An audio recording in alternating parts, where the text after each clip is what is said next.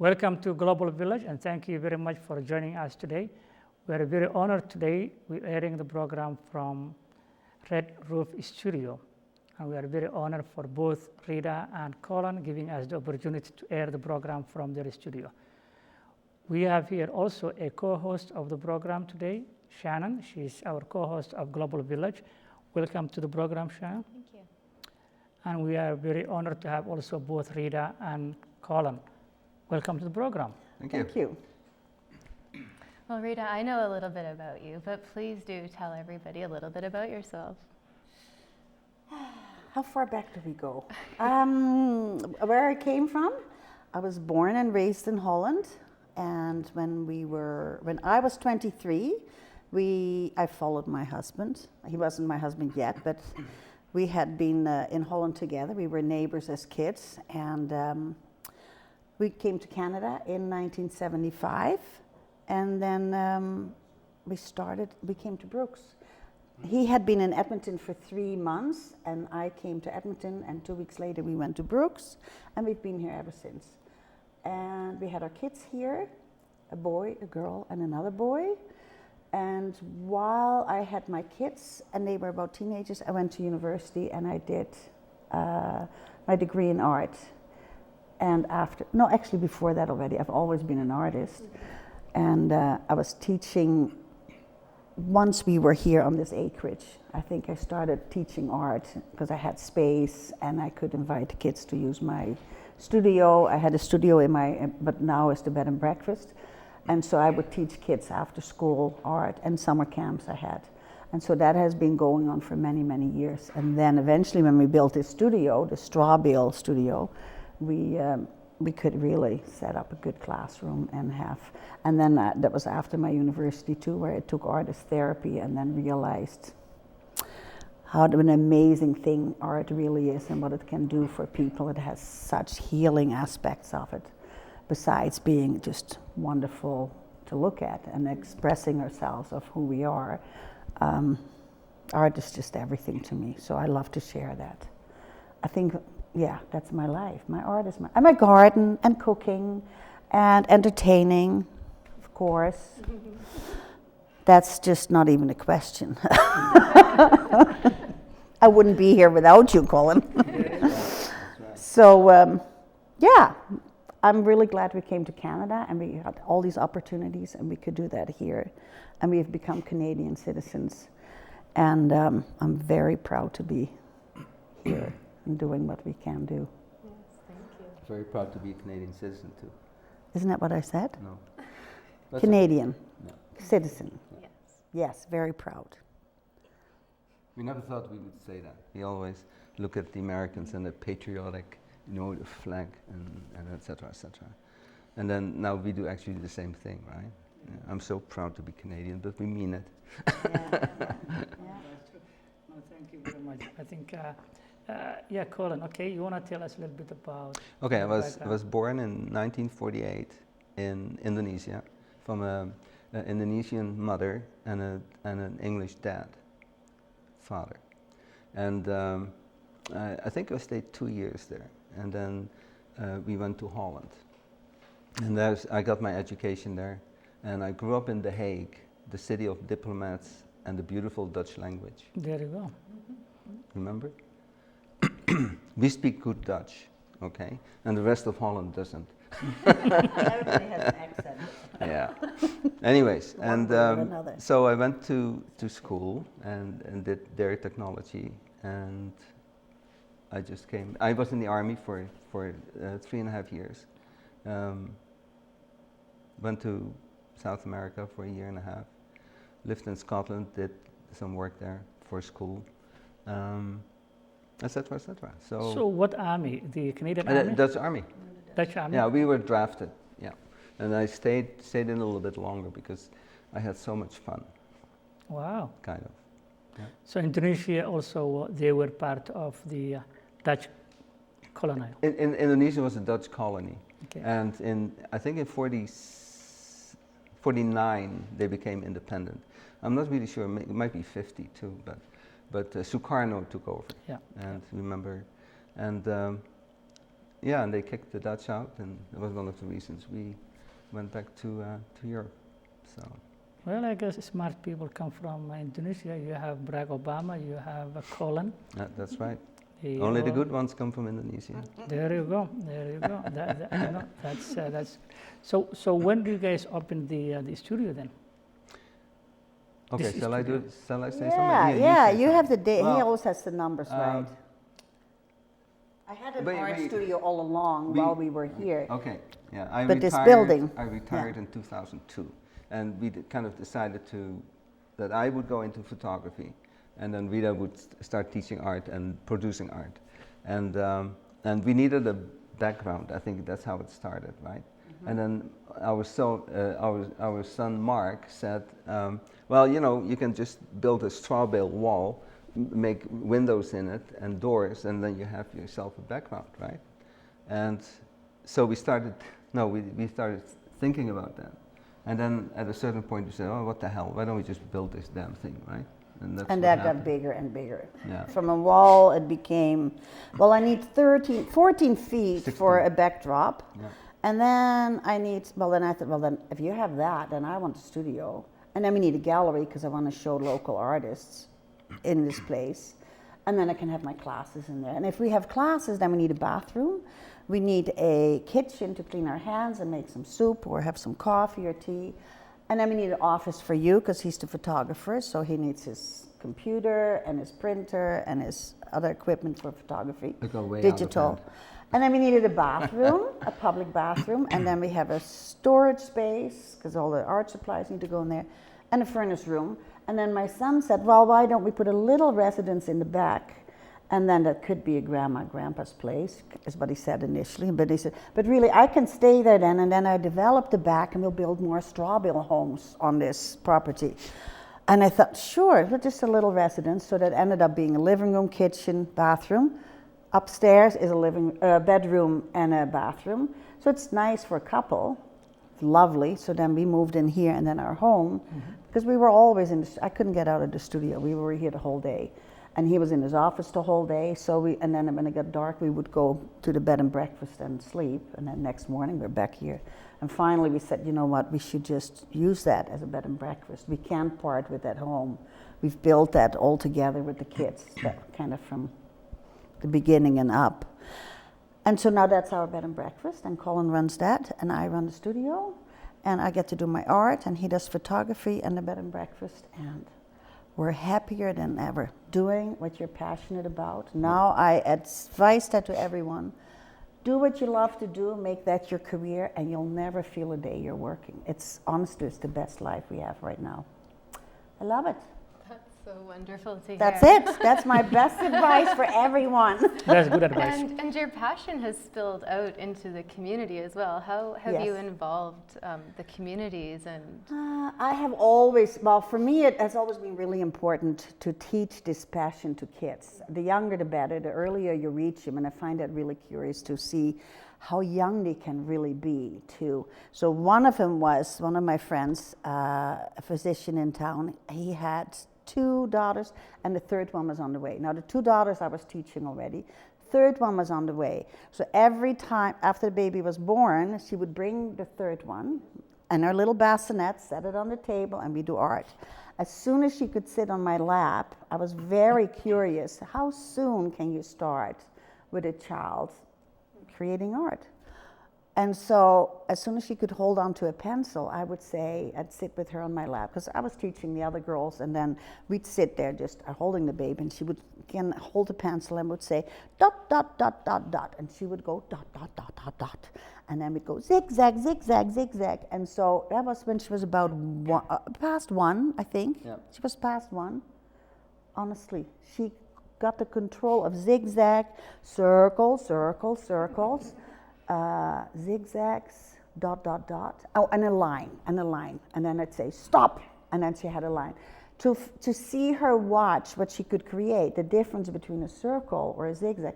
And I think that's how it started. And then eventually we could make just a circle, and then what can we make out of a circle? Well, a cat with 2 triangles. So slowly, that's really when you can start. It's a feeling of control. So she had a pencil. She could express herself at that young age. It was very fascinating to see, because I always wondered, when does that start to make sense? And what is art? Or what does it do for a child? So my passion has always been teaching kids, but then eventually I started teaching adults as well, and all of us have that need to feel self-confident. It doesn't matter what age that is. That starts that is at every age. So I have retired women that do sculpting workshops, and when they're finished, there is such self-confidence and pride and feeling good about what you can do. It's a lovely thing to teach, to give someone something back. So now I go to the schools, do projects in the schools with the school kids, sometimes on a theme that the kids might have. Right now there's a lot of oil and gas is down, and so there's a lot of stress in families' homes, and so you can relate make it a theme project for the class. Things about hope, things about bullying, things about classes I've done about self-image, body image. So there's lots of themes you can touch on and discuss them with the kids, and then have them come back and have an opinion. And that to me is really important. Give a chance to listen to a child's opinion. They never get a chance to be heard. So when they make a picture of it, they are heard and seen, so which is very important to me. Yeah, so I love what I do. That's wonderful. Very important. And that's a good advice for the viewers, that follow your passion. Absolutely. Yeah. Okay. And very few of us are allowed to do that. That is a luxury, I thought. I always assumed teaching art and being an artist was a luxury. That was just something I did late at night when everybody was in bed. Didn't share it so much with my own kids at first, because I thought, my family comes first. This is my thing.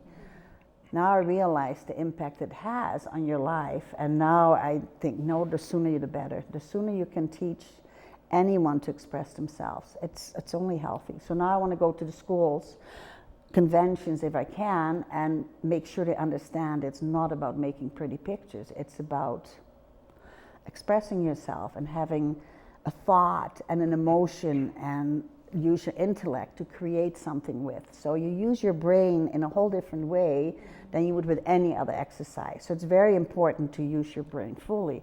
And so that I understand that now I want to make sure they understand that as a teacher too, to teach that to the kids and infuse the arts into the curriculum and never cut it out, because those classes are often cut and said, well, there's no money, let's cut art and music.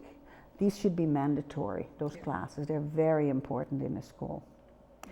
Kids need to put out. They take in, and there's never a chance for them to put it out. So that's what art can do, in a nutshell. No. That was a big nutshell. Yeah. Well, That's okay.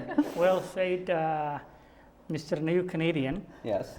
Mr. Old New Canadian. Old New Canadian. There you go. So, apart from the photographic business, how that came up then after you? Well, I was in research, and so I used photography quite a lot to take pictures of plants, and I have access to a dark room at the research center, and cameras and film, and so that was a little bit easier, right? Because you don't make a lot of money working for the government, so So then that's how it started, basically. And my dad, my Dutch stepdad, basically was is it avid or avid? Avid photographer, and I probably got it from him a little bit too, just how to take pictures, and so that's where it started, basically. So that then you also follow your passion of photography. I did. Yeah, we both did, actually. She's a little bit better at it, but He's an amazing photographer. He has a really, really good eye, always had. And the kids do, and I thought everybody had that. Everybody has that. Yeah. But I think not everybody has that. We've had friends come, oh, I can help you for the wedding, and then they cut the legs off. Or they have half the ceiling in there and the walls, and I think, how could they take that picture? I thought everybody can see that is wrong. Yeah. But no, that's not so natural. But all my kids, they're very different photographers, but they're all really good photographers, and I think that's he has a really, and then besides that, he's very good technically with the equipment. Thank you. And I love doing Photoshop. I like to just She's a distort it. And, Photoshop. yeah, She's a good yeah, Photoshop. yeah, that's really fun to do. You guys complement each other. Yeah. very Yeah, well by I the sometimes sounds of steal a it. picture and go, can I play with that one? They do awesome things with that. So you do your photographing here also? Yeah, everything is in-house basically. So we take digital photography, of course, and we have the printers, the laminators, and cutters, and Computer. and a computer with a big Photoshop program on it. So, yeah, we can do everything. We can print up to 17-inch art photography. So, yeah. Wow. Yeah. But lately, I'm getting a little bit tired of photography, so I'm kind of cutting back a little bit. I just want to sit down and drink beer. There you go. That's a good passion also. That's a good passion. No, not really. But Oh, I'm he just- still runs outside when he sees an amazing sky outside. Yeah. Did you see that sunset? And there he is. And then we have the pond, and you have two sunsets, one this way, one that way. It's amazing. No, you can't. That is Yeah, I'll always take there, my that camera camera. everywhere. Yeah, And yeah. I always take it in the car. Of course, when I take the camera, there's nothing to photograph. And then when I forget it, then there's lots of stuff, right? Yeah, yeah. Yeah. Anyways, so photography is a real nice hobby. And I was trying to change from people's photography, like weddings and engagements and graduation, to nature photography, landscape, and do art prints. I just love printing. It's a real big challenge. So That brings me to my question, which is you were there and you watched that documentary, National Film Board documentary, Sherbrooke to yeah, Books. I did. So having that experience of photographing, how do you see in terms of the way they did the They documentary? did the photography. Not yeah. the story, No? the photographing Yeah. and the documentary. I liked it. It was a little bit slow at some points, but you know, like it's a hard subject to film, right? So you got a bunch of people moving from Sherbrooke to Brooks, and what do you film? Like them sitting in the bus or whatever. yeah. So I think they did really well, you know. But documentary photography is filming is one of the most difficult parts of filming. So Oh, yeah, to make a story, and that should be true too, right? yeah, yeah, yeah. Talking film, again, this is what Colin did a few years ago, and we did it for 8 years, I believe. He brought Toronto Film Festival to Brooks. So to bring culture to our community. I should have added that earlier. Seriously, it's really lovely to get movies that are never big box office movies. We get the big box office movies in our theater in Brooks because that's, you know, everybody wants to see those. But there are so many amazing movies made that nobody ever gets to see unless you go and find them. So Toronto Film Festival had put out all these movies available to all communities all over Canada, and was looking for volunteers to set it up so we could bring those movies to the theater and then organize, that was all volunteer work, and then organize little groups to then do all the work to show these movies. We rented the Oasis Theater, the whole theater. Only we were allowed to go in for $225 a night. And then about 3 years into the program, Landmark thought, oh, this is really successful. No, it was more than that, Yeah? than 3 years. Yeah, 5, we did it 6 for years, we did it for quite a while. They said, let's raise the price and let's double it. And so we couldn't afford it anymore. So that was a kind real of a pity. shame. But yeah. we had a nice little group of people that were movie buffs, and just for these movies, we went to the theater, and they were like There was fantastic well, movies, just really good the movies. The Toronto the International Film Festival has about 350 films, and they are one of the biggest in the world, the Toronto Film Festival. And so we had a choice. Every year we could pick out those films, and we could Show bring them them Brooks. to the town, or most of them not even the city, because the cities get those movies, right? yeah, So, yeah. and we would show them here. It was a lot of work. Yeah. Now it's all Yeah. digital, but in those days, Heavy like cases, heavy you had to, cases haul of 4 or 5 of those things, they were £100 each, and Or they shipped sometimes. the wrong one, and you had to go Yeah. drive and meet somebody on the highway to exchange Yeah. Anyways, movie cases. it was yeah. a great success, and Yeah. it's a pity that it kind of. And then didn't once work a out. year, we'd have a little festival too, and we could bring in directors and discuss it with the audience. They had questions. It was lovely. It was wonderful. And the people were so grateful that we had this too. And that is bringing culture to your Really? community, things Yeah. that we never had before, and Yeah. that is out there, and Yeah. it's pure art. Yeah. Seeing not those big box office movies, because there's all kind of a recipe for that. But these alternative movies, they were foreign movies, they were really good content movies.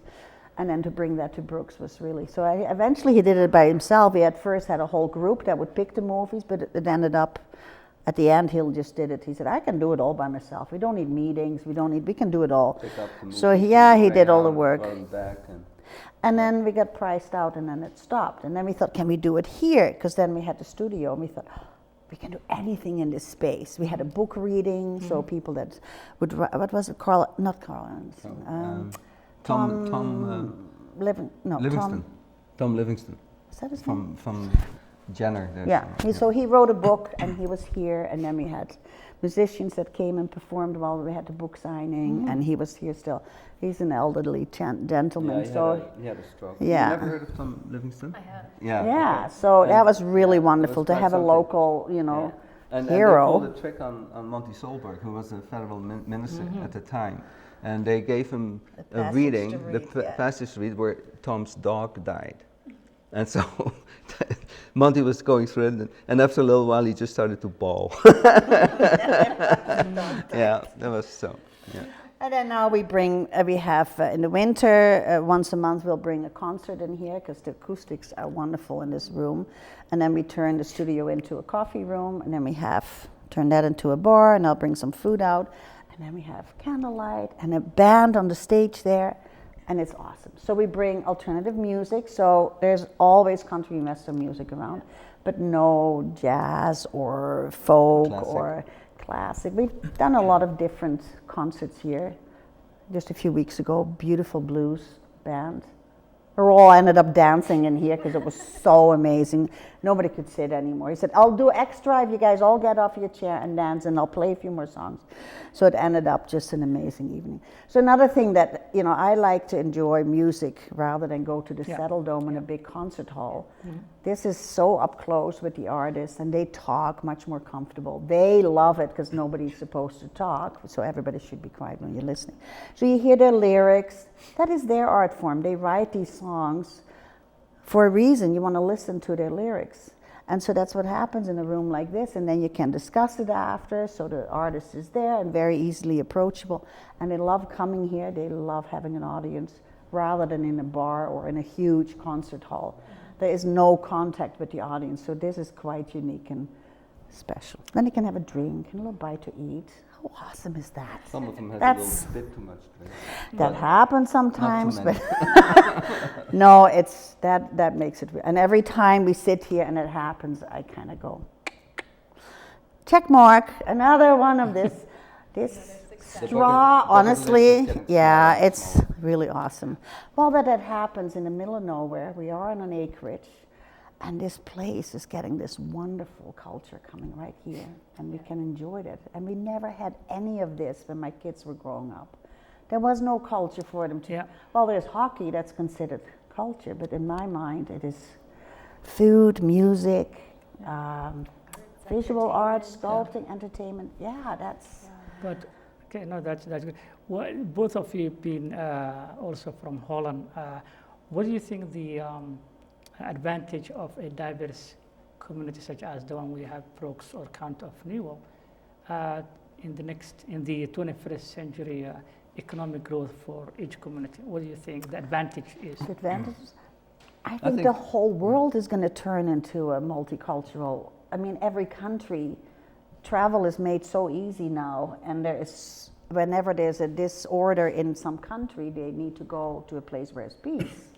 So I think it seems like right now every country is taking in refugees or other cultures, or the whole world is becoming a mix of, and I think we can only enrich ourselves from other cultures. I mean, pick all the beautiful things from another culture. For a lot of people, that's a big problem, though. There You is know the what? There Trumps, is, you know, yeah, you have the Trumps and hateful the people. Farage from England and You can look for the negative things and make that a point of interest, or you can look for the positive things and make that a point of interest. It's your choice what this you is want to do with it. incredible what happens in Brooks. This for instance. town, When we I think came it's amazing. In '74, I think I was the only dark person, and I'm not even that dark, right? no. It's kind of chocolatey. Yeah. Yeah. Little Yeah, chocolatey. yeah, Mocha. probably, yeah.